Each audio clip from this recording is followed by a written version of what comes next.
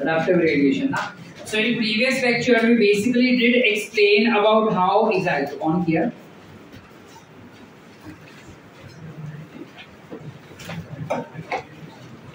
हाँ, पिछले लेक्चर में we did understand about different evidences as to evolution did occur, right? पिछले lecture में हमने ये समझा कि जो evolution हो रहा है वो हकीकत है कि हम इवॉल्व होके ही इंसान बने हैं। जो बाकी सारे थियरीज बोले जा रहे थे अब तक कि हम डायरेक्ट धरती पे आ गए या फिर ऐसा कैटास्ट्रोफिज्म हो गया या पैनस्पर्मिया हो गया, ये सब झूठ है। ठीक है, तो हमने अलग अलग एविडेंसेस दिए, जिसमें पहला एविडेंस हमने ये दे दिया था कि सारे जो फॉसिल्स मिल रहे थे उसमें से हमको पता चल गया कि किस प्रकार से ये फॉसिल्स काम कर रहे हैं, कैसे वो कनेक्टिंग लिंक दिखा रहे हैं वगैरह वगैरह, राइट? बैठ जाओ, चलो खाली दो के लिए क्या होता है। ठीक, फिर बाद में हमने ये बता दिया कि एनाटॉमिकली हम काफी कॉमन ओरिजिन से इवॉल्व हुए हैं या कॉमन एंसेस्टर से इवॉल्व हुए हैं। फिर बाद में हमने एम्ब्रियोलॉजिकल एविडेंसेस भी दे दिए है ना। अब एम्ब्रियोलॉजिकल एविडेंसेस में अगर तुमने ढंग से पूरा एनसीईआरटी पढ़ा था आज के लिए, तो उसका पूरा एक पैराग्राफ दिया गया है तुमको, where they are explaining that how embryological evidences were important for us to understand, जिसमें बताया जा रहा है कि सबसे पहले एक साइंटिस्ट था बेटा जिसका नाम था अर्नेस्ट हेकल। क्या नाम था? Ernst Haeckel. नाम तो सुने हैं हम इसका पहले भी। क्या दिया है ये हमको? किंगडम प्लांटे क्लासिफिकेशन ऑफ, हाँ मतलब बदन क्या बायोलॉजिकल क्लासिफिकेशन में हमने पढ़ा था। इसने एक किंगडम दिया है अपने को। कौन सा किंगडम दिया है? Protista. Kingdom protista was given to us by Ernst Haeckel. ठीक है, अब ये हेकल ने हमको क्या बताया बेटा? वो बता रहा था कि जो हमारे आसपास अलग अलग लिविंग ऑर्गेनिजम्स है उनमें embryological evidences are very important. When he said that if we talk about all vertebrates,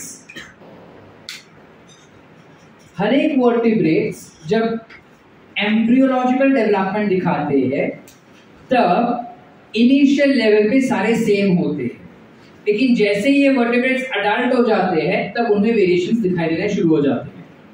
ये हमने कल भी पढ़ा था। बस खाली ये मुझको बताना कि ये चीज अपने को अर्नेस्ट हेकल ने बताया। However, अर्नेस्ट हेकल का ये वाला जो कॉन्सेप्ट था वो रूल आउट कर दिया गया था by another scientist which is classified to be as Karl Ernest.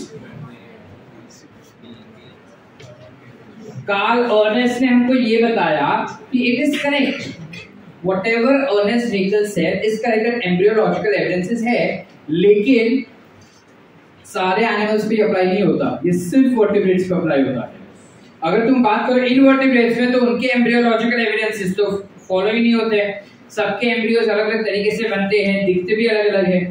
Meaning, if we want to give embryological evidences, this concept is applicable only and only for vertebrates and not for other animals. And that's why he said that you cannot consider embryological evidences as a part of evidence for evolution to be explained. Are we clear up till here, beta? Can we go ahead? Yes. इसमें तुमको basics ये भी बताया है statement में कि जो fish होते हैं उनके पास गिल स्लिट्स होते हैं और हमारे पास यानी मैमल्स के पास भी गिल स्लिट्स होते हैं। But then the difference is हमारे गिल स्लिट्स कभी फंक्शनल नहीं होते, फिश के गिल स्लिट्स जो वो फंक्शनल भी हो जाते हैं। So the common point is that both of us have gill slits at some point of time of life, giving us an evidence that we have evolved from common ancestors. So probably we have evolved from fish is what is trying to explain us, which is fact also, but then this was explained based on embryological evidences. तो ये वाला बंदा बोलता है कि correct है तुम जो बोल रहे हो, वो हो सकता है, बट तुम ये चीज सब पे सारे एनिमल्स पे इन जनरल अप्लाई नहीं कर सकते। ठीक है, चले आगे। इसके अलावा काफी सारे और भी अलग अलग एविडेंसेस दिए गए थे बेटा। जैसे हमने कल पढ़ा था अबाउट नेचुरल सिलेक्शन, यस और no? Natural selection was on the basis of lichens वाला मॉथ के बारे में, white moth and pepper coloured moth, मतलब white moth and black moth के देखा था हमने। right? Like natural selection, we also have something called as artificial selection. We have something called as artificial selection. क्या हुआ रे? We have something called as artificial selection also मिला. अब इस artificial selection में वो हमको क्या बता रहा है? नेचर में, मतलब नेचुरल सिलेक्शन में क्या हो रहा था? नेचर चेंजेस अकॉर्डिंग, मतलब नेचर का एनवायरमेंटल कंडीशंस चेंज हो रहा है ना, वो एनवायरमेंटल कंडीशंस के चेंज होने के साथ साथ जो लाइफ है अर्थ पे या उस पर्टिकुलर इकोसिस्टम पे या हैबिटेट में, वो भी चेंज होते जा रहा है. यस और नो? अब उसमें जो अपने आप को बचा पा रहा है उसका पॉपुलेशन बढ़ रहा है, meaning it can reproduce. But then the one who can not protect itself, उसका पॉपुलेशन घट रहा है, meaning it can not reproduce. उसको टाइम ही नहीं मिल रहा रिप्रोडक्शन का. So that means reproductively that organism becomes fatal, मतलब रिप्रोडक्शन नहीं कर पाता है. ये नेचुरल सिलेक्शन ने बताया आपको. आर्टिफिशियल सिलेक्शन में क्या हो रहा है? हम जानबूझ के कोई XYZ काम करवा रहे हैं या चेंजेस ला रहे हैं हमारे वजह से. We are doing it artificially. Like for example, there was a plant. Let's not name that plant. It's an NCERT example नहीं है. उस प्लांट में हमने थोड़े मॉडिफिकेशंस करके बनाए थे कैबेज. उसी प्लांट में जेनेटिक मैनिपुलेशन करके हमने बनाया था ब्रोकली. उसी प्लांट में जेनेटिकल मॉडिफिकेशंस करके हमने बनाया था cauliflower. And there are many other variants of that particular plant that was being made. इस वक्त अगर तुम देखो कैप्सिकम का, there are lots of genetic variations which are being made and we have different types of capsicum. And this capsicum is today called as bell pepper. You don't call it as capsicum. है तो वो शिमला मिर्च ना भाई, खाली रंग बिरंगी है, अलग अलग रंग है, पर है तो शिमला मिर्च ही. फिर हम उसको शिमला मिर्च नहीं बोलते, हम क्या बोलते हैं उसको? It's a bell pepper. Are we getting the point? So those different species are something which are originated because of us, because of human intervention. So this is nothing but artificial selection. We made that species. It did not evolve by itself. We made that species. दूसरा चीज जिससे हमें पता चलता है कि common ancestor से ये ओरिजिनेट हुए ये सारे, ठीक है. दूसरा जो हमको नया चीज एक और पढ़नी है, फर्स्ट सेकंड थर्ड तो लिख रहा हूँ मैं, ये हम ऑलरेडी पहले कर चुके हैं. You have something called as atavism. Not aware, I am not sure if NCERT gives you this terminology or not, but your GTB has this terminology and might come in NEET examination because PYQ में पूछा जा चुका है. तुम्हारे साथ पूछ रहे हैं या नहीं वो पता नहीं अपने को, ठीक है, because NCERT में 99% नहीं है ये वो. सुनो, atavism क्या होता है? काफी सिंपल चीज है atavism. जब कोई एक पर्टिकुलर ऑर्गेनिज्म इवॉल्व हुआ, जैसे फॉर एग्जांपल हम इंसान, हमको पता है कि हम मंकीज से ओरिजिनेट हुए. मंकीज हैड टेल और monkeys have tail. We evolved and tail has been vanished. Still हमने न्यूज में काफी बार देखा होगा कि उत्तर प्रदेश में, दिल्ली में, हरियाणा में एक बच्चा पैदा हुआ जिसके पास पूंछ था. हमने काफी देखा रहेगा कि एक बच्चा पैदा हुआ जिसका फेस जो था वो मंकी जैसा था. हमने काफी बार देखा होगा कि बच्चा जो पैदा हुआ वो बहुत सारे बाल के साथ पैदा हुआ है, भालू टाइप बाल होते हैं, इतने सारे बाल के साथ वो पैदा होता है. This is nothing but reappearance of characteristics that were vanished earlier during evolution. This quality of reappearance of the qualities or traits which were vanished during the course of evolution is called as atavism. English बोला, जब कोई characteristics पहले ancestors में थे, evolution के दौरान वो चला गया, लेकिन फिर से वापस वो आया, तो उस क्वालिटी को हम कहते हैं या उस प्रॉपर्टी को भी कॉल्ड एज atavism. समझ गए बेटा क्या है? You can just write down that concept in your NCERT as asterisk mark because it is not in NCERT. Asterisk mark करके खाली लिख लो कि atavism क्या होता है.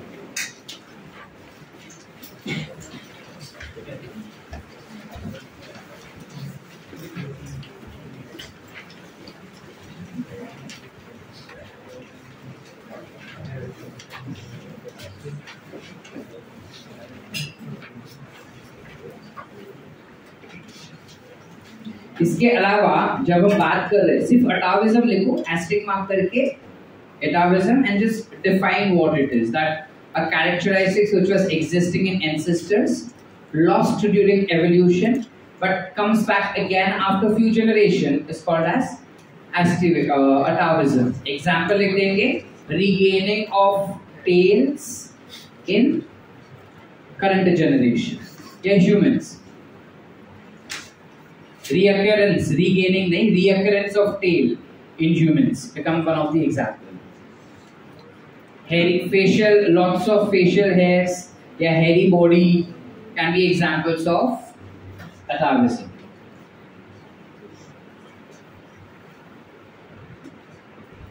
काय डॉक्टर स्वयं झालं लिहून?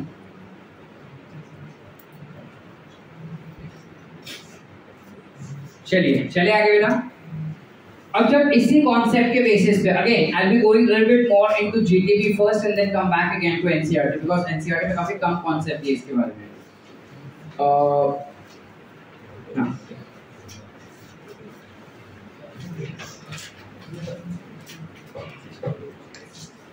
Now, when we talk about, shall we come to NCERT only? When we talk about all of these evolutions and all of that, इसी evolution के दौरान हमें एक concept दिया है, which is called as adaptive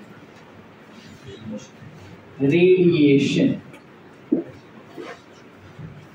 Now, what exactly is adaptive radiation? क्या होता है ये adaptive radiation? इसमें हमें एग्जाम्पल डार्विन के फिंचेस का दिया है, जहां पे वो बता रहा है कि एक ही लैंड स्पेस था, इस लैंड स्पेस में अलग अलग जगह पे अगर तुम जाओगे ना, तो वो सेम बर्ड जो था उसके फिंचेस और उसके same bird which is Finch, उसके बीक्स का शेप अलग अलग था, और क्योंकि उसके शेप्स अलग अलग थे इस वजह से वो स्पीशीज भी अलग अलग बन रहे थे। अब इसमें वो पर्टिकुलर फिंच ने क्या किया, एनवायरनमेंट से अपने आप को अडैप्ट करने के लिए उसने अलग अलग वेरिएशंस अपने बॉडी के अंदर ग्रास्प कर लिए। This is called as adaptive radiation. So if I talk about convergent evolution और I talk about divergent evolution, both becomes the example of adaptive radiations for us. समझे कि बाउंसर, कल हमने कन्वर्जेंट एवोल्यूशन पढ़ा, कल हमने डाइवर्जेंट एवोल्यूशन भी पढ़ा ना बेटा। कन्वर्जेंट एवोल्यूशन क्या था कि अलग अलग ओरिजिन से है लेकिन वो कॉमन पॉइंट पे आ रहा है, मीनिंग अलग अलग ओरिजिन वाले जो ऑर्गेनिजम्स है धीरे करके कोशिश कर रहे हैं ना कॉमन पॉइंट पे आने की। यस और नो? तो there are different race which are coming. So these are adaptive radiations what we call as. Likewise अगर मैं डाइवर्जेंट का बात करूं, जैसे हमने डार्विन्स फिंचेस का देखा कि एक कॉमन बर्ड था, लेकिन because there was struggle for space and there was struggle for nutrition, they adapted themselves for another source of nutrition and they adapted themselves for another habitat as well, and that's why we see variations in them. So there was a common ancestors that brought about those variations. Yes or no? This is also classified to be as adaptive radiation. समझ पा रहे हैं हम या नहीं समझे? If we understand the concept of adaptive radiations, adaptive radiations में एक पहला एग्जाम्पल जो अपने को दिया है वो डार्विन्स फिंचेस का दिया है। दूसरा एग्जाम्पल अपने को दिया है अबाउट ऑस्ट्रेलियन मार्सुपियल्स। अब सुनो ये क्या कह रहा है। कहा जाता है कि हमारे पास पूरे वर्ल्ड में पहले मार्सुपियल ऑर्गेनिजम्स ही होते थे।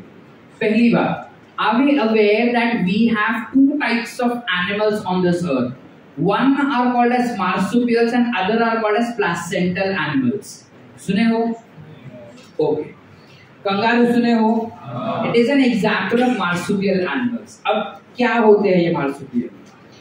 जो एनिमल जन्म होने के बाद अपने बच्चे को अपने पास ही अपने बॉडी के साथ अटैच करके रखता है वो सारे मार्सुपियल्स। जो एनिमल्स सिर्फ एम्ब्रियोनिक डेवलपमेंट तक बच्चे को अपने बॉडी के अंदर या बॉडी के पास रखता है, that becomes placental. Like we, हम प्लासेंटल गिने जाएंगे बेटा। क्यों? क्योंकि हम सिर्फ एम्ब्रियोनिक डेवलपमेंट तक हमारे पेरेंट्स मतलब मैटरनल पेरेंट के बॉडी के अंदर रहते हैं। एक बार ही वो प्लेसेंटा हमने कट करके निकाल दिया, उसके बाद हम हमारे मम्मी के बॉडी के साथ अटैच नहीं रहते। लेकिन जब हम कंगारू का बात करें बेटा, उनके पास प्लेसेंटा जैसा स्ट्रक्चर तो होता ही है। वो बच्चा पूरी तरह से सेपरेट होने के बाद भी मम्मी के पाउच में ही रहता है। We've seen kangaroos, right? मतलब वीडियोस में तो देखे होंगे हम लोग ने और सुना भी होगा बचपन से लेकर अब तक। So these kind of animals are called as marsupials. So in your NCERT, if you see, since सबके NCERT open है, that's why I'm saying NCERT 133 page number पे, there was one common marsupial that was existing on the earth. अच्छा सुनो, चलो पूरा story सुन लो। Scene क्या हुआ था कि मैंने कहा कि पहले अर्थ पे ना सारे मार्सुपियल्स ही होते थे बेटा। पहले अर्थ पे सारे मार्सुपियल्स ही होते थे। फिर कैसे हुआ, धीरे धीरे ग्लेशियर्स मेल्ट होने लगे। ग्लेशियर्स मेल्ट होने लगे, इसलिए धीरे धीरे करके लैंड स्पेस जो था ना वो सेपरेट होते गया, जिसमें सब लैंड स्पेस सेपरेट होने के बाद जितने भी एनिमल्स थे, they could adopt themselves, evolve themselves and become placental animals. The only place on this earth where you still find marsupials is Australia, क्योंकि कहा जाता है कि वहां पे ऑस्ट्रेलिया के लैंड पे जो एनवायरमेंटल कंडीशंस है are pretty much similar to the ones that was existing earlier. English बोला, ऑस्ट्रेलिया के लैंड पे जो एनवायरमेंटल कंडीशंस है वो एवोल्यूशन के दौरान भी पहले ऐसी ही थी, वहां पे ज्यादा चेंजेस नहीं आया। इसलिए मार्सुपियल्स को ना ज्यादा अडैप्टेशंस का जरूरत नहीं पड़ा, वो जैसे थे वैसे के वैसे ही थे। और प्लस इट्स एन आइलैंड ना, लाइक चारों तरफ से वो पानी से ही घिरा हुआ है, तो एसेट उसको दूसरे कॉन्टिनेंट में क्या चल रहा है उससे कोई फर्क ही नहीं पड़ता था, कुछ पता ही नहीं चलता था एनिमल्स को। So they did not evolve, but now when the climatic conditions are changing slowly and gradually is the time that these marsupials are adapting themselves and going slowly towards the placental organisms. So if you see a diagram given on page 133, can you see that diagram given on page 133? क्या बता रहा है वो diagram? देखो बेटा, एक common marsupial था, वो कॉमन मार्सुपियल से धीरे धीरे ऑर्गेनिजम्स जो इवॉल्व हुए। सारे एनिमल्स देखो, उनका जो बॉडी का फीचर्स है वो प्रीटी मच आइडेंटिकल फीचर्स है। दिख रहा है, कंगारू बोलो तुम, या फिर वोम्बैट बोलो तुम, या पैंडीकॉट बोलो तुम, या कोआला कहो, या मार्सुपियल मोल्स, ठीक है, शुगर गर्डल बोलो, तस्मेनियन वुल्फ बोलो तुम, या टाइगर कैट, व्हाटएवर, सबके ना बेसिक कैरेक्टरिस्टिक फीचर्स सेम है। देखो, which states that common ancestors से धीरे धीरे ये मार्सुपियल्स अलग अलग एनवायरमेंटल कंडीशंस में गए, तो वो मार्सुपियल्स इवॉल्व हो गए, अडॉप्ट हो गए and became different species of marsupials with in the Australian land. अब पेज पलटो, देखो वहां पे एक टेबल दिया अपने को, जहां पे वो बता रहे कि जब ये अडॉप्ट हुए ना, अब वो धीरे धीरे ऐसे अडॉप्ट हो रहे बेटा कि वो प्लेसेंटल एनिमल्स के जैसे दिखाई देने शुरू होने लगे हैं। Can we see the comparison given over there? जो मोल है हमारा, प्लेसेंटल मोल्स जो है, सॉरी मार्सुपियल मोल्स जो है, they look like placental moles. Can you see that? Marsupial numbat जो है वो प्लेसेंटल एंटिलर जैसे दिख रहे हैं। Can you see that? Marsupial mouse जो है वो हमारी नॉर्मल माउस जैसा ही दिखता है या दी है, whatever. Spotted cuscus looks like lemur. Can you see that? Lemur क्या है? लेमर ना मंकी का ही एक वैरायटी है बेटा। देन फ्लाइंग फैलेंजर जो मार्सुपियल है वो फ्लाइंग स्क्विरल जैसा ही दिख रहा है। Can you see that? What are flying squirrels? Flying squirrels उड़ते हैं क्या सर? देखो उड़ते नहीं है, चलो पता है ना, मतलब they can jump at a larger distance. चलो next, you have Tasmanian tiger cat, a marsupial organism which looks like bobcat of placenta. Then you have Tasmanian wolf which looks like a normal wolf of placental generation. तो ये पूरा चीज अपने को क्या बता रहा है बेटा? ये सारा चीज अपने को यही घुमा फिरा के बार बार बोल रहा है that जो मार्सुपियल्स थे वो इवॉल्व हो रहे हैं and now all of them are coming back to the common point. पहले कॉमन पॉइंट से रेडिएट हो गए और वो अलग अलग टाइप के मार्सुपियल और एनिमल्स बन गए, अडैप्टिव रेडिएशंस। अब ये मार्सुपियल्स जो धीरे धीरे करके सारे के सारे प्लेसेंटल की तरफ जा रहे हैं. That is again adaptive radiations. Are we clear up till here? So whether we talk about convergent evolution or we talk about divergent evolution, both of them become the examples of adaptive radiations. Are we clear up till here? Everyone, any doubts? इतना read करें.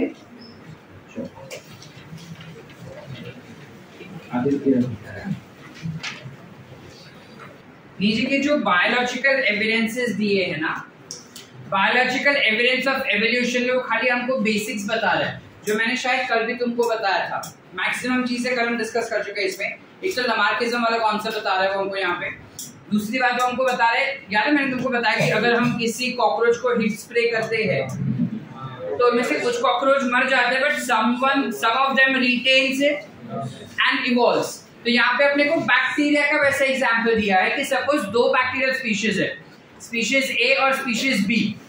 अगर मैं species ए को एक antibiotic दे रहा हूं, एक ही bacteria है, अगर इस बैक्टीरिया को मैं एंटीबायोटिक दे रहा हूं तो मैक्सिमम बैक्टीरिया मर जाएंगे, लेकिन अगर एक भी बचा ना तो वो उस एंटीबायोटिक से अपने आप को अडाप्ट कर लेगा, अडाप्ट करके वो इवॉल्व होगा और नया स्पीशीज बना देगा.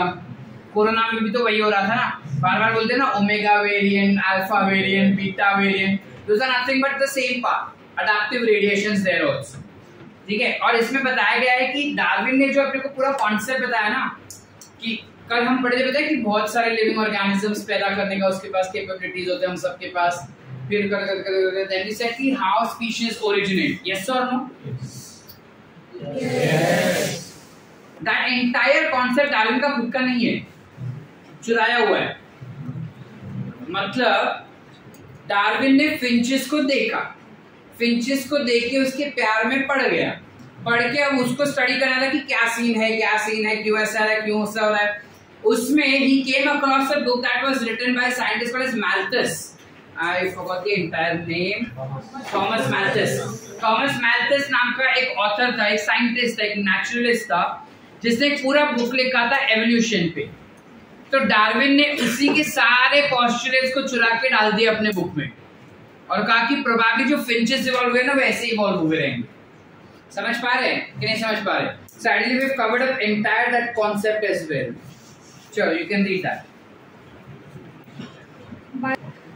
The next thing that we have to understand is about mechanisms of evolution. Now, when we talk about mechanism of evolution, there are different methods, there are different theories that are given for understanding the mechanisms of evolution. जिनमें से कुछ theory या कुछ concepts हम already पहले discuss कर चुके हैं बेटा, which is लामार्क वाले ने बताया था अपने को, but then we ruled out that concept. So we go ahead to the next one, which is एक scientist था जिसका नाम था Hugo de Vries. If you want to pronounce it as Hugo de Vries, it's up to you. ठीक है, जैसे pronounce करना है.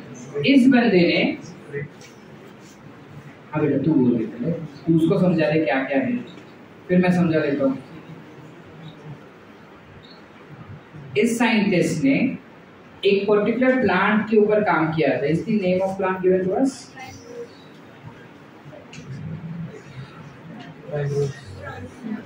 प्राइमरोज ही खा लीजिए ना, चलो good. This particular scientist worked on primrose और ये एग्जैक्टली मेंडल जैसा ही काम कर रहा था बेटा. मेंडल जैसा काम कर रहा था मतलब क्या? इसने प्राइमरोज लिया, लेट्स से इसने रेड कलर का प्राइमरोज लिया, ठीक है, जो एक्चुअली पिंक होते, रेड नहीं होते, बट हम उसको रेड कंसीडर करते हैं. इस रेड वाले प्राइमरोज को उसने सेल्फ फर्टिलाइज किया.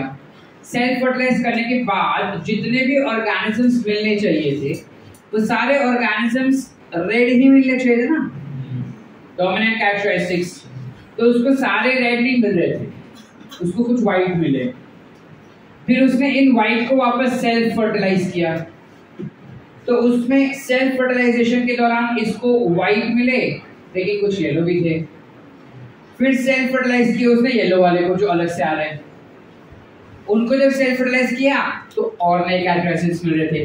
तो बार बार हर जनरेशन में ना उसको नए नए कैरेक्टरिस्टिक्स मिल रहे थे. पुराने तो थे ही, बट साथ साथ उसको नए भी मिल रहे थे, जिससे उसने बताया, उसको ऐसा लगा कि ये इसलिए हो रहा है because there is mutation which is occurring. He said कि जब नया गैमीट बन रहा है by meiosis, उसमें during the process of genetic recombination there is mutation which is led, and because of this mutation you have new variations that are given to a particular generation or in a particular organism, and from that organism it gets passed on to the next generation, which lots of scientists accepted the fact that yes, it is correct, it would have been mutation. वो mutation ही होगा जिस वजह से अलग अलग variations अलग अलग organisms में एंटर हो रहा है और वो नेक्स्ट जनरेशन में कैरी फॉरवर्ड भी हो रहा है। अब उन म्यूटेशन में जो इंपॉर्टेंट वाले म्यूटेशंस है, जो हेल्पफुल है, जो एनवायरमेंटल कंडीशंस के लिए चाहिए, वो तो जा ही रहे हैं नेक्स्ट वाले में। अगर कोई ऐसा म्यूटेशन है जो उस जनरेशन के लिए इंपॉर्टेंट है लेकिन नेक्स्ट जनरेशन में नहीं भी गया तो चलेगा, बिकॉज एनवायरमेंटल कंडीशंस वापस चेंज हो गए, तो वो नहीं जाते थे। जैसे फॉर एग्जांपल कोरोना का अगर बात करें तो हमारे वाले जनरेशन के लिए कोरोना चाहिए, अब जो पैदा होने वाले उनको तो पता ही नहीं कोरोना क्या है, तो हमने जो अडेप्टिविटी दिखाया था उस समय पे वो हमारे नेक्स्ट जनरेशन के लिए जरूरत नहीं है। सो अगर हमने तब कुछ अडेप्ट किया था, कोरोना तो क्या 1.5-2 साल के लिए था, इमेजिन अगर वो 100-200 साल के लिए है, obviously our body will evolve and adapt like that, है ना। जहाँ पे अगर सब मास्क पहन रहे हैं तो अपने चेहरे जो है वो अलग तरीके से ऑर्गेनाइज होना शुरू हो जाएंगे 100-150 साल के बाद। तो अगर वो अलग तरीके से ऑर्गेनाइज होने लगे तो हमारे नेक्स्ट जनरेशन में भी वो चीज जाना चाहिए था, बट द सीन इज कि हमारे तक ही था और बाद में कोरोना चला गया, so that does not go to the next generation. Example है, ऐसा कुछ वेरिएशन हमारे बॉडी में आया नहीं है एक्सेप्ट फॉर थोड़ा बहुत इम्यूनिटी चेंजेस आए हैं। अब क्लियर आपको लिया बेटा? यस और नो? फिर जब साइंटिस्ट लोग और ज्यादा डिटेल में पढ़ने लगे तब एक साइंटिस्ट है जिसका नाम था डॉब्ज़ांस्की।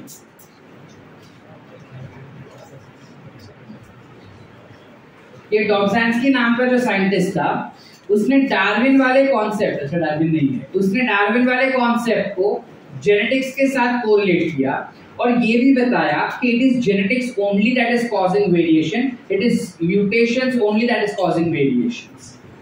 And he also explained that though this concept was inspired by what Hugo de Vries gave us as a particular concept, but then Hugo de Vries ने जो एक्सपेरिमेंट परफॉर्म किया था ना बेटा, उस एक्सपेरिमेंट में म्यूटेशन नहीं हुआ था, it was chromosomal aberration that took place.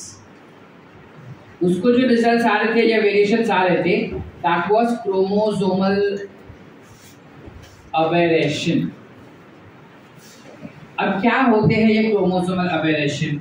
जब ये हम पहले भी कर चुके हैं if I am not mistaken, जब क्रोमोसोम के नंबर्स चेंज होते जाएंगे, यानी फर्स्ट जनरेशन में लेट्स से ये प्राइम रोज में 16 क्रोमोसोम्स थे फॉर एग्जांपल, नेक्स्ट जनरेशन में हमको 14 ही मिले, उसके बाद के जनरेशन में हमको 32 क्रोमोसोम्स मिलते, उसके बाद के जनरेशन में हमको 17 क्रोमोसोम्स मिलते, 2n का बात कर रहे हैं। तो इन दैट केस वेरिएशंस आते जाएंगे हर जनरेशन में, this is called as chromosomal aberration. आगे क्लियर आपको क्लियर एवरीवन? यस और नो?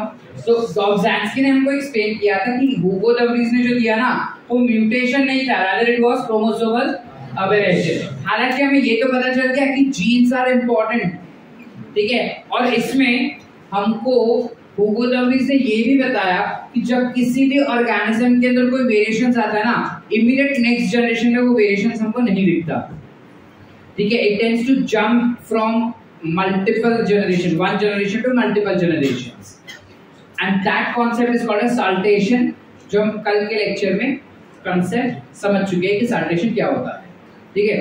कोई slightly more ahead to topic which is when you have a concept given to us stating about कि अगर genes are responsible for bringing about variations, how genes are responsible for speciation, यानी अगर genes हमारे body में variations ला रहा है तो वो genes species भी डेवलप कर रहा है, नया variations इकट्ठा करवा के, तो ये कैसे करवाता है नया species को, जन्म कैसे देता है वो नए species को, ये समझने के लिए हमें छोटे छोटे कुछ कॉन्सेप्ट समझने होंगे।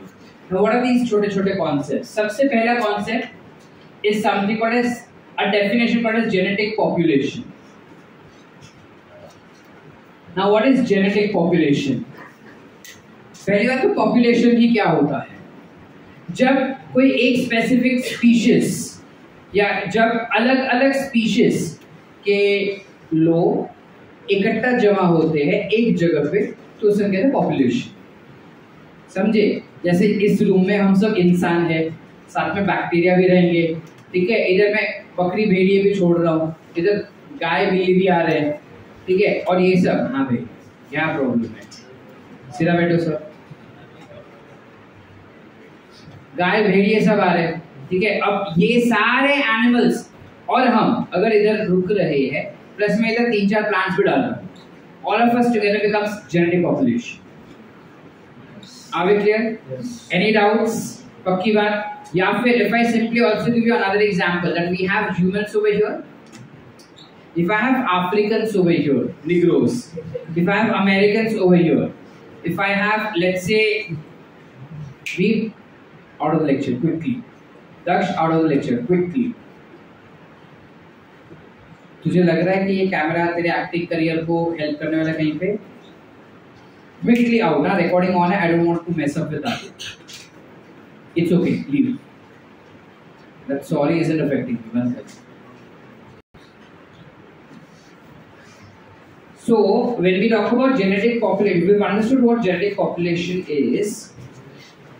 जब हम जीन्स का बात करते हैं बेटा, या फिर यही genetic population का बात करते हैं, उसके अंदर there are a lot of genes and there are a lot of alleles that are existing in them, right?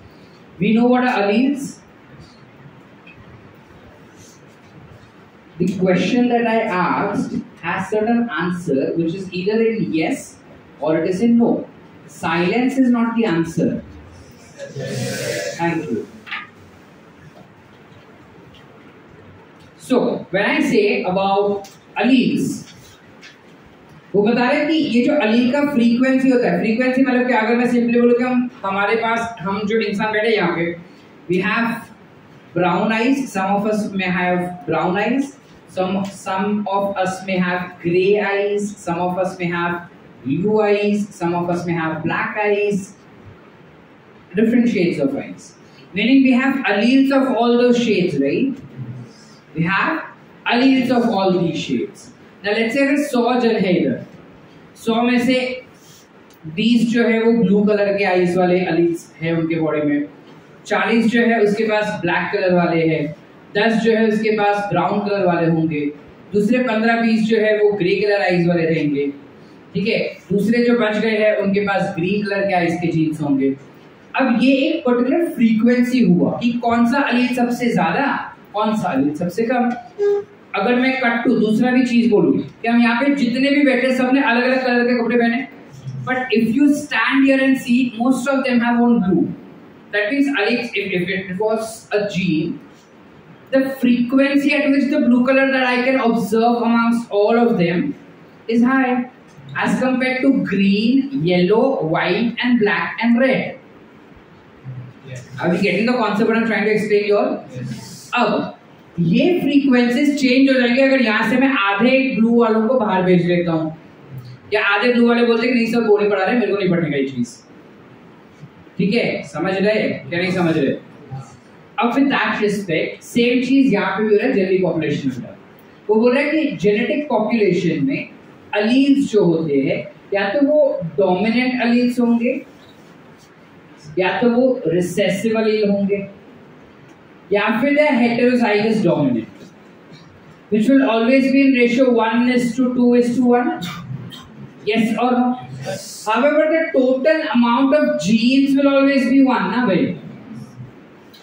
alleles का frequency change हो सकता है, but then the population का size और population का content remains same as what it is trying to explain us. समझ पा रहे हैं क्या नहीं समझ पा रहे? इस चीज को दो साइंटिस्ट थे जिसका नाम था हार्डी एंड वेनबर्ग, इन्होंने हमको एक पर्टिकुलर इक्वेशन दिया। They said that let dominant allele be P and let recessive allele be Q.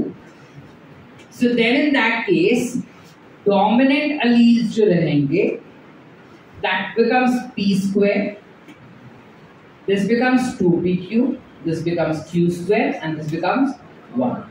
So dominant allele plus recessive allele together is what ना भाई? Total alleles which are dominant and total alleles which are recessive will together come up to, समझ पा रहे? ये bouncer हो रहा है, bouncer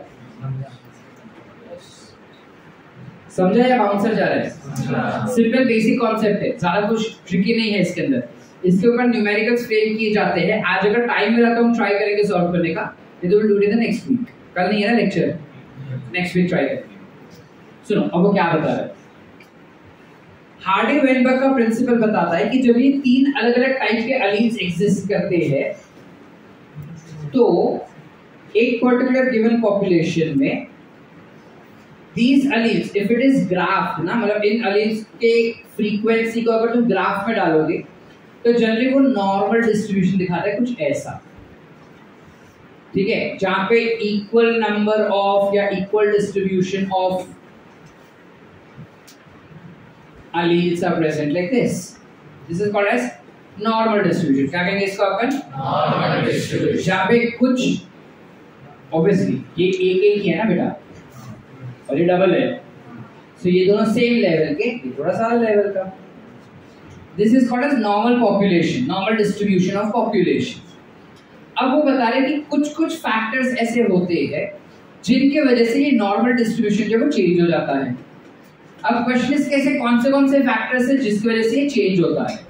तो पहले हम वो फैक्टर्स पढ़ लेते हैं कि क्या फैक्टर्स है जो चेंजेस लाके देता है। फैक्टर्स में I'll erase this.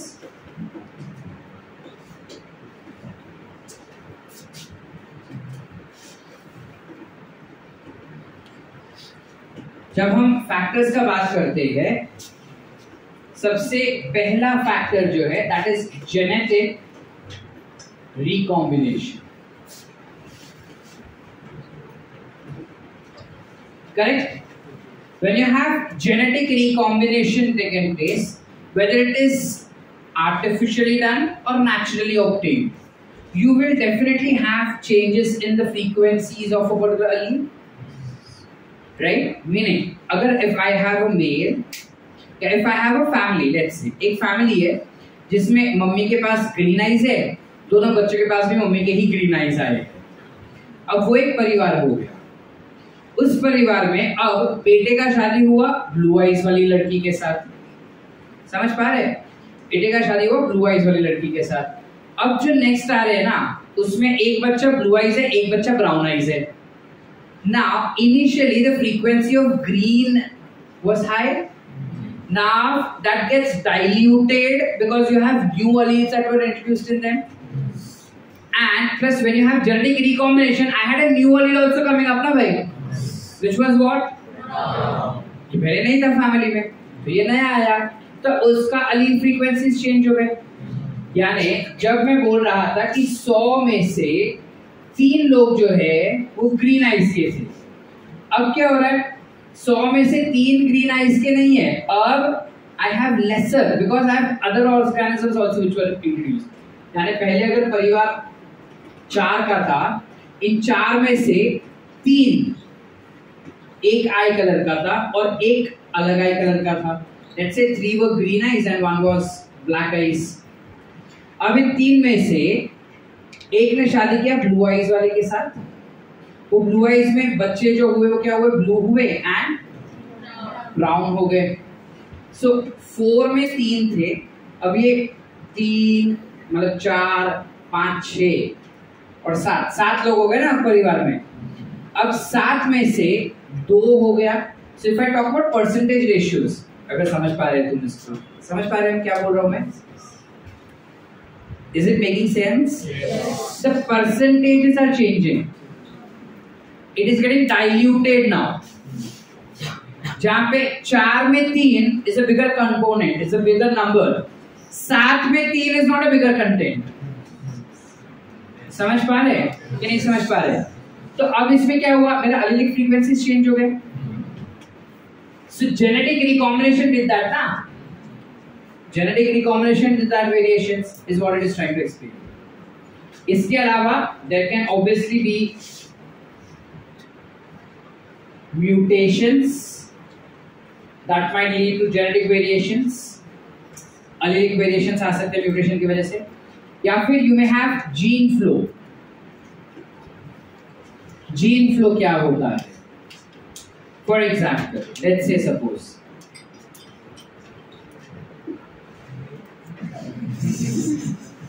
निनाद को बहुत बुरी तरह से एमबीबीएस करना था, ठीक है। अब प्रॉब्लम ये है कि मार्क्स उसको ऐसा है कि मुंबई अपना इंडिया में उसको नहीं मिल रहा है, महाराष्ट्र में उसको नहीं मिल रहा है, बाकी जगह पे कहीं पे मिल रहा है तो उसको डोनेशन दे के मिल रहा है। अब वो उसके घर वालों को बोलते हैं कि इतना डोनेशन दे के तुम मेरे को एडमिशन ला के दोगे, इससे बेहतर है कि मैं अब्रॉड चले जाऊँ, सेम अमाउंट मिलेगा। और अगर मैं अब्रॉड जा रहा हूँ तो वहां तो कमा भी सकता हूँ ना मैं साथ में, तो उधर का पैसा तुमको दे दूंगा तो मेरा कमाई भी शुरू हो जाएगा, तुमको भी बर्डन नहीं, मेरे को भी नहीं। घर वाले बोले जा जी ले अपनी जिंदगी। अब वो गया साउथ अफ्रीका, उसको ऑलरेडी मिला नहीं ना एडमिशन, साउथ अफ्रीका में। किधर जाने का? Tanzania, Russia? क्या करेगा रशिया जाकर? पड़ेगा थोड़ी फिर वो।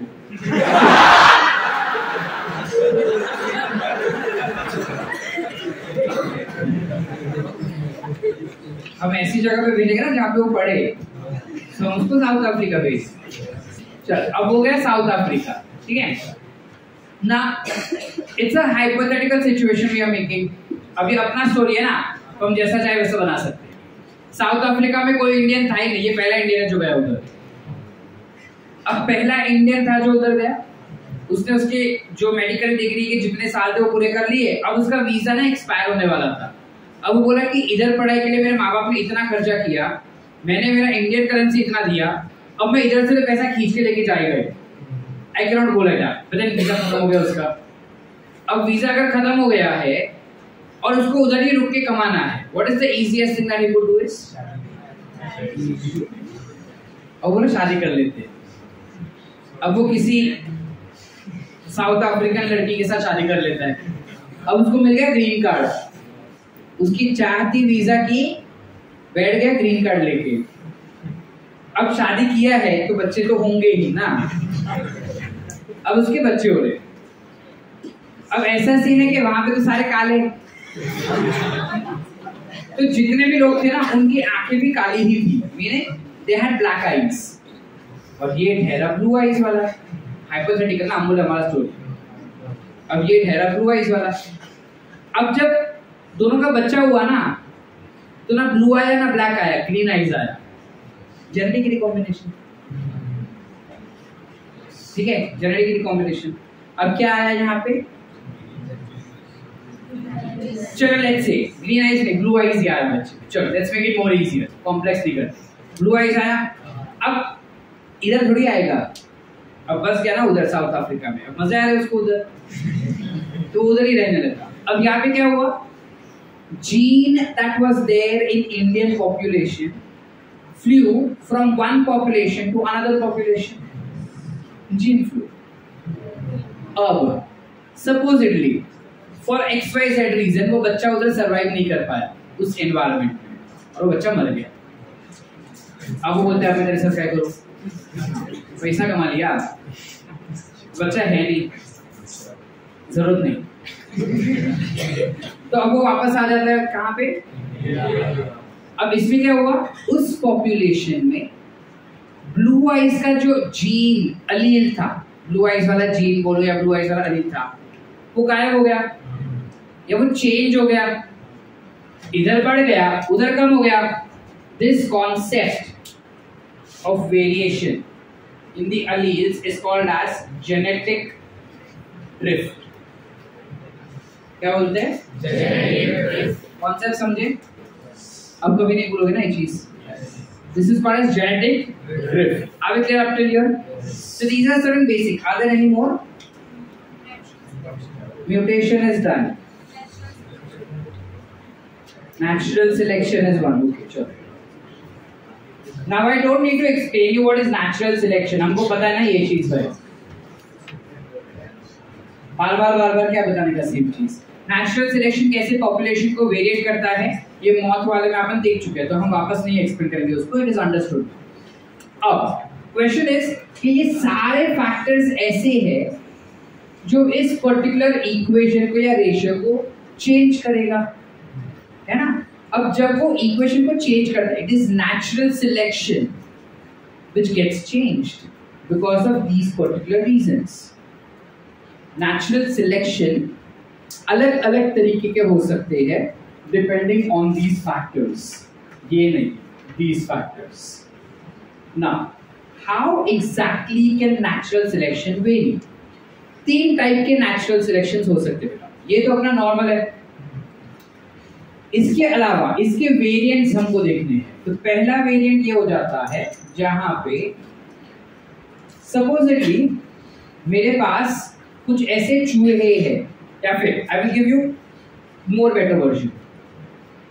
सपोजिटली इंडिया में सांगली के पॉपुलेशन में 3 तरीके के बच्चे पैदा हुए हैं, विच इज एक ऐसे बच्चे जो अंडरवेट है, which is 100 grams, 150 grams, or maybe let's say 500 grams, half kg only.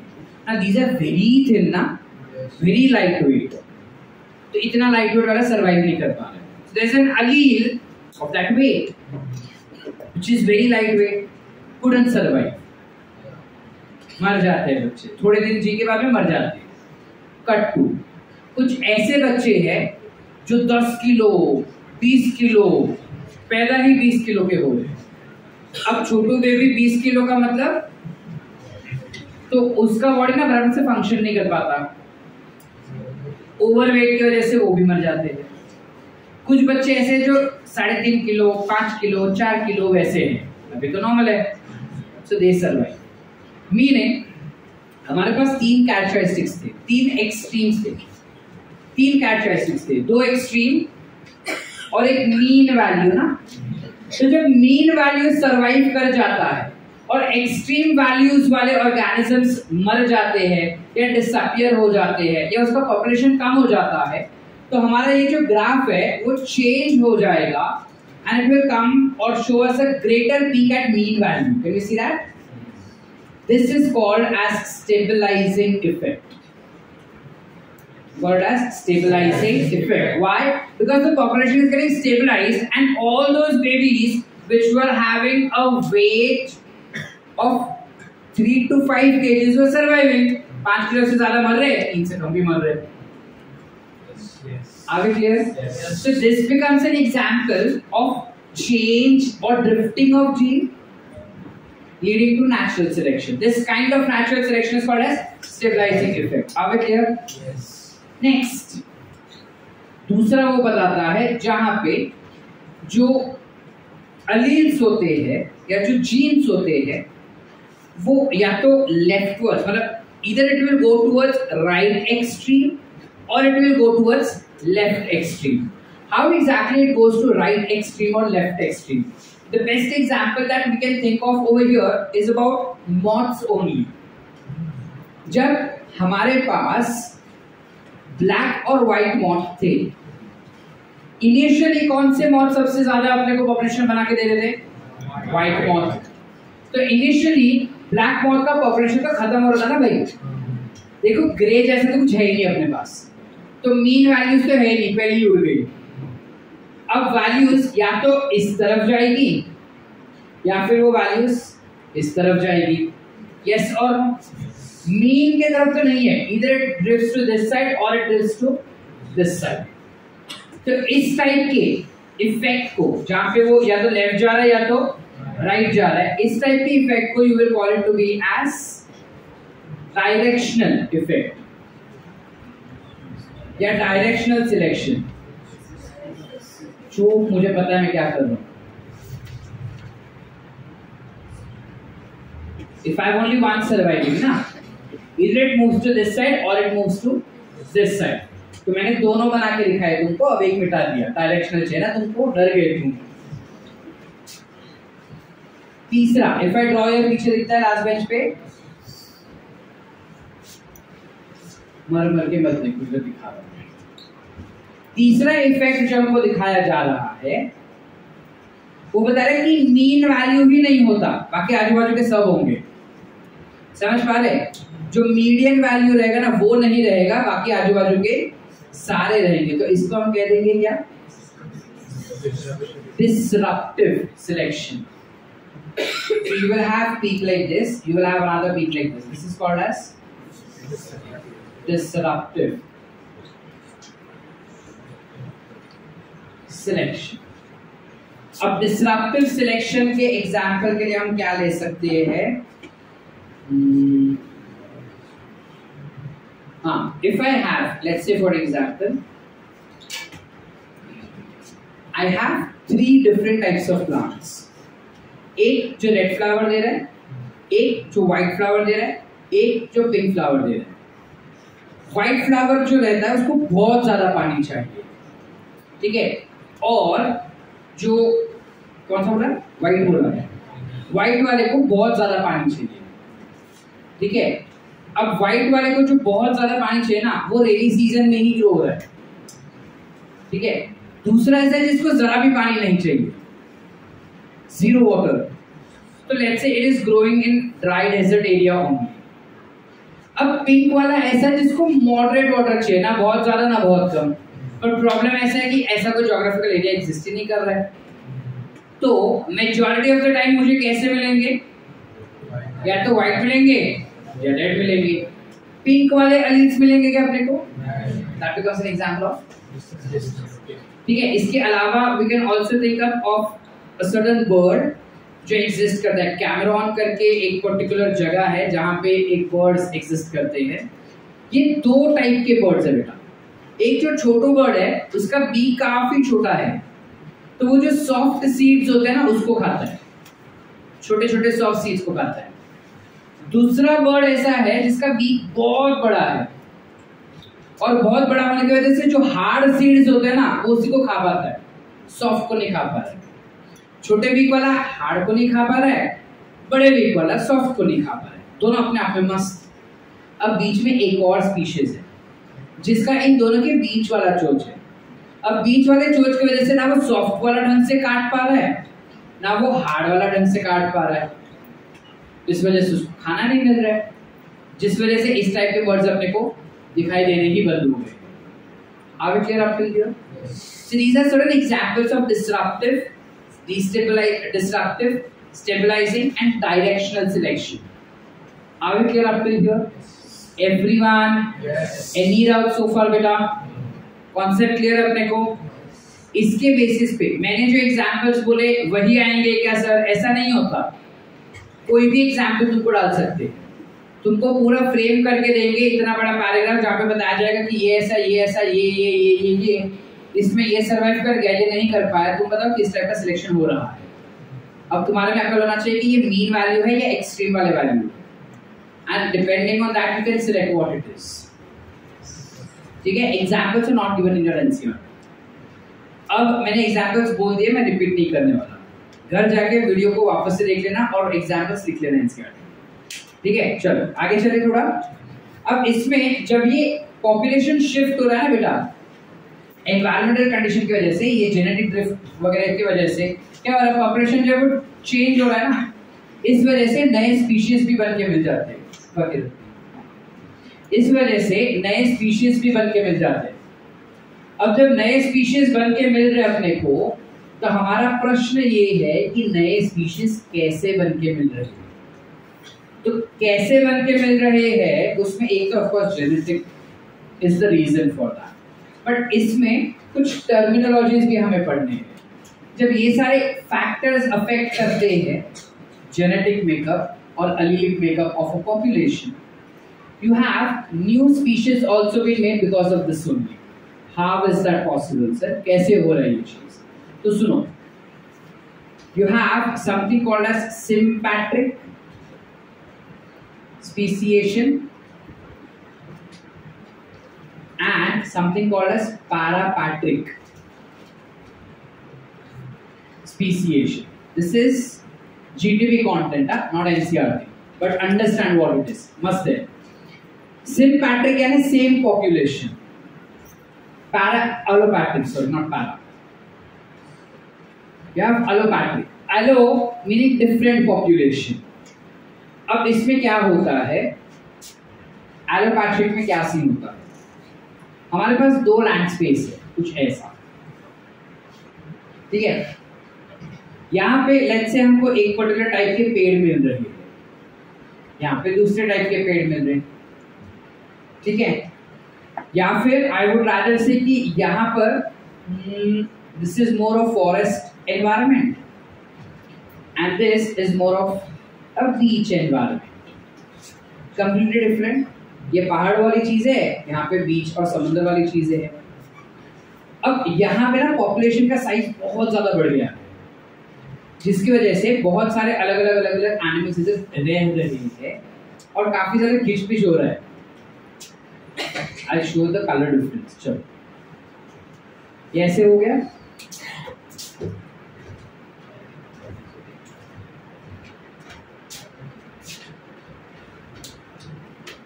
और यहाँ पे दूसरे भी है। अब जो ब्लैक वाला है ना, वो बोलते हैं कि यार यहाँ पे जगह ही नहीं है रहने का, तो मुझे यहाँ पे नहीं रहना, तो वो यहाँ से उड़ के जा रहे हैं बीच वाले इलाके पे। अब जब बीच वाले इलाके पे जा रहे हैं उनके झुंड के साथ, ऑब्वियस है कि यहाँ पे वो धीरे धीरे अपने आप को अडाप्ट करेगा ना नए एनवायरनमेंट में। And over the periods of time same population था, ये सारे सेम ही ऑर्गेनिजम्स थे, बट क्योंकि ये यहाँ से यहाँ शिफ्ट हो गया, उसके एनवायरमेंटल कंडीशंस चेंज हो गए and it started adopting itself, now it has developed into a new species altogether. Are we getting the point? Like for example, if I talk about tigers, you might have heard about white Bengal tiger.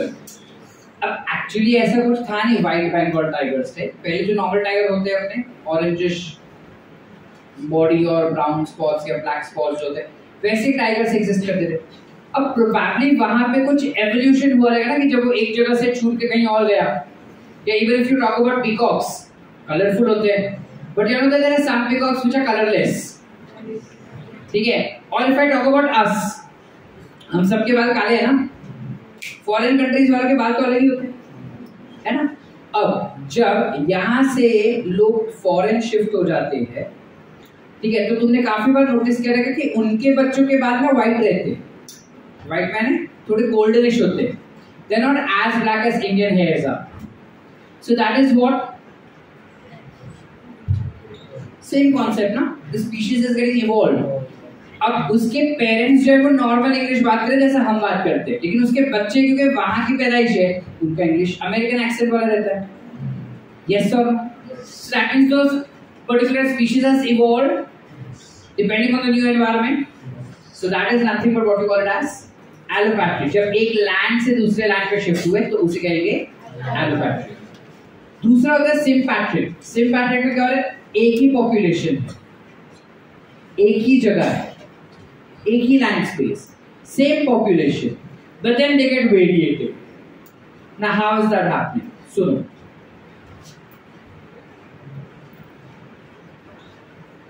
असली वाली घटना बताता हूं। एक जगह थी XYZ, ठीक है, वहां पे there used to be mice, मतलब माउस हुआ करते, ठीक है। तो एक पर्टिकुलर लैंड स्पेस था और ये दूसरा लैंड स्पेस था। इस लैंड स्पेस के बीच में से क्या होता था, एक ये रहा माउस 1, ये हमारे पास माउस 2। माउस 1 और माउस 2 के बीच में नदी बहा करती थी, कुछ ऐसे। अब उन लोग क्या करते थे, इस नदी के अंदर से एक माइस यहाँ से यहाँ जाता था, दोनों का मीटिंग होता था, बच्चे पैदा होते थे, दोनों एक दूसरे के जो फूड और रिसोर्सेज थे वो एक्सचेंज करते थे, इधर से ये इधर आता था, इधर से ये उधर जाते थे। अब as and when time went ahead, जैसे जैसे जैसे जैसे टाइम आगे आगे आगे आगे जाते गया, क्या सीन हो गया कि ये धरती जो थी ना वो पूरी सेपरेट ही हो गई। कैसे कैसे, ये नदी जो था ना वो सॉइल इरोड कर करके लेके जा रहा था, घिस घिस के सॉइल लेके जा रहा था, जिस वजह से अब इन लोग दोनों एक अलग अलग पहाड़ के बीच में ही रह गए। अब क्या हो रहा है, नदी यहाँ से ऐसे बह रही है नीचे से, समझ पा रहे हैं या नहीं समझ पा रहे? अब ये पूरा ऐसा पहाड़ हो गया और नदी यहाँ नीचे से बह रही है, खाई हो गई। अब माइस के लिए उतना फिजिबल नहीं है कि नीचे से उतर के फिर ऐसा चढ़ जाए, सो ये इधर नहीं जा पा रहे, ये इधर नहीं जा पा रहे, तो इन्होंने इधर ही अपना समावेश कर लिया और इधर ही they got evolved and started using resources or started relying on resources that were available on this part of the land, whereas others started relying on this part of the land. So एक ही population था ना, तो separate हो गया. This becomes, and they got evolved. Are we clear up till here? Yes or no? Yes. इसके अलावा Darwin's finch also becomes an example of sympatry.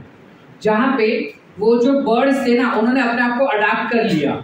तो कुछ जो है वो फ्रूट्स खा रहे, कुछ जो है वो एनिमल्स खा रहे, कुछ जो है वो फिश खा रहे, कुछ जो है वो चने बटाने खा रहे. समझ पा रहे? अब इसमें सीन क्या होता है बेटा? What exactly is happening over here? यहाँ पे हमारे पास तो बहुत सारे अलग अलग टाइप के स्पीशीज आ रहे थे ना, कुछ ऐसे. अब इनमें ब्लैक वाले जो इधर से उछल के यहाँ पर आ गए. ब्लैक वाले जो है वो ये लैंड स्पेस को छोड़ के इस लैंड स्पेस पे आ गए. And they started adapting themselves. Yes और no?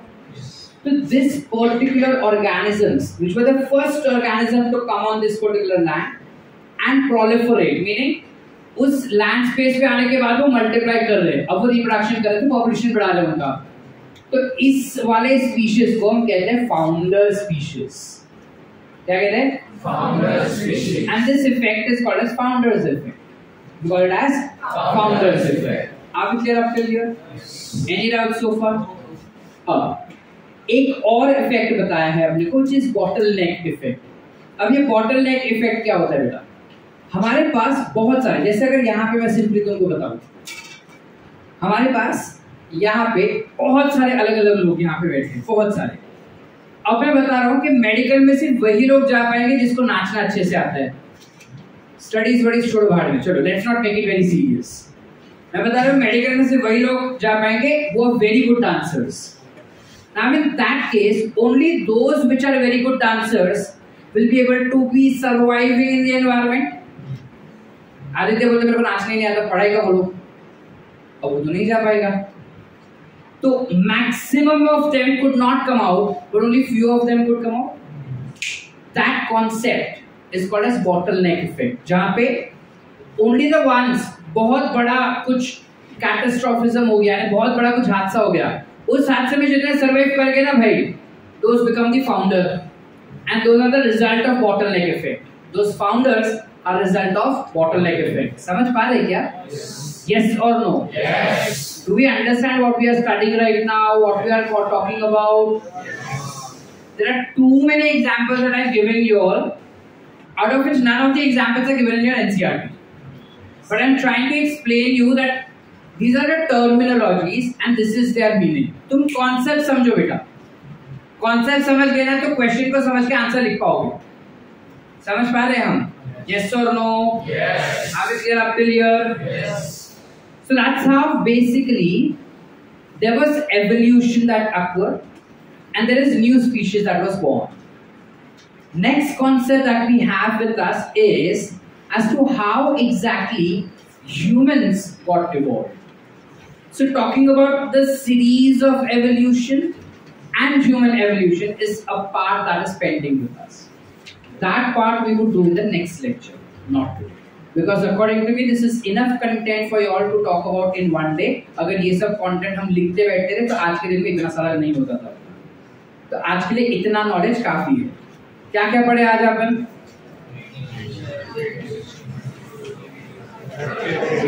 Adaptive radiations is what we spoke about. Marsupials वगैरह, biological evidences देखे, atavism, artificial selection, natural selection what we saw. Genes कैसे evolved evolution में वो देखा.